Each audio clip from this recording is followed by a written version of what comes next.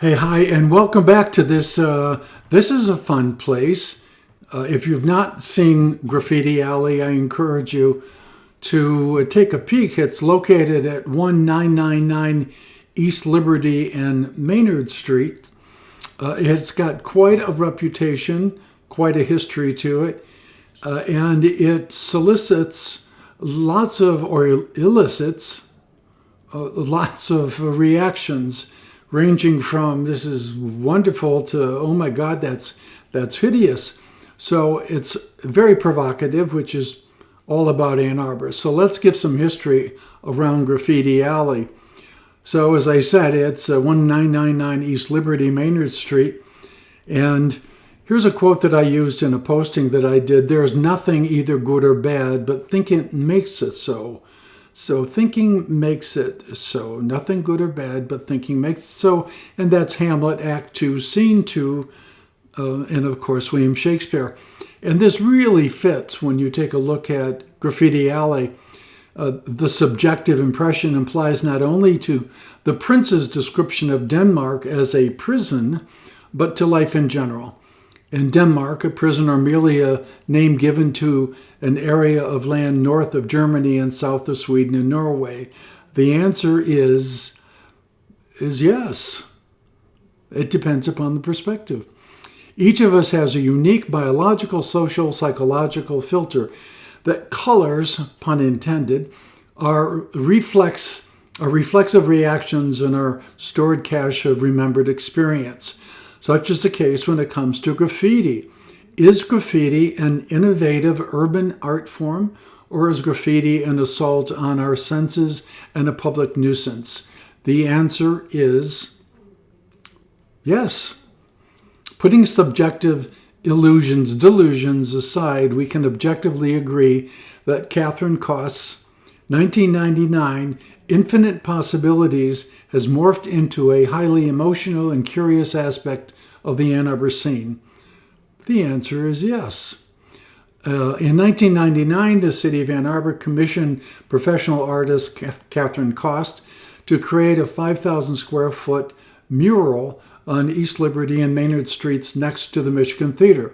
It took her nearly 5 months to create this original art. The intent was to cover up decades of street artist graffiti. A few years later, large portions of Kost's mural were painted over with stark white paint. With a tip of their hats, a wave of their paintbrushes, and color from their spray cans, the street artist reclaimed that space and continued to own it. I was very fortunate because photographers, other people asked me, how did I get this clean shot? And did I use Photoshop to remove people or trash from the location? And the answer is no, although I would have had no problem doing that.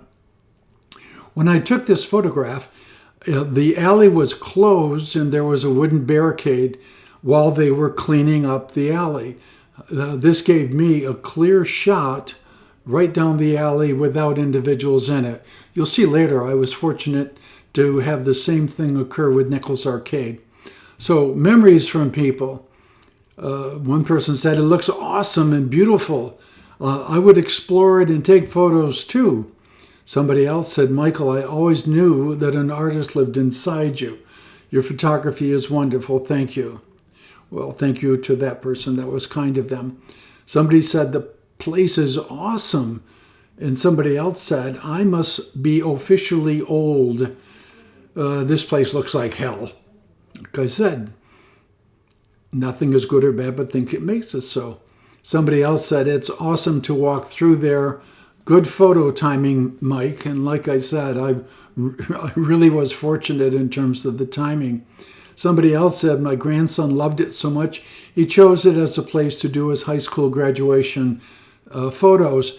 A lot of people use this as a wonderful spot for their senior pictures or their engagement pictures, or just to show that they were there. So what was going on in 1999 in the rest of the world? Well, right here close to home, a Michigan jury finds Dr. Jack Kevorkian guilty of second-degree murder for administering a lethal dose injection to a terminally ill person. This was 1999. Somebody else recognized, other things that were occurring. Boris Yeltsin announces that he is resigning as Russia's president. That leaves a guy by the name of Vladimir Putin as the acting president. Again, 1999. So that was, if my math is correct, 25 years ago. And he, of course, has no intention of going anyplace. In 1999, President Bill Clinton is acquitted by the Senate in his impeachment trial. And Lance Armstrong, and I put this in quotation marks, wins for the first time at the 86th Tour de France. I happen to know Lance personally. I actually shared the stage with him a number of times for cancer issues, and there's so much I can say about Mr. Armstrong that is certainly not flattering, but again, this is not the time or the place to do that. So that gives us an idea of the Graffiti Alley. Again, if you haven't been there, go, and whatever your impression is, it's the correct one. So enjoy. All right, thank you again for tuning in, and stay tuned.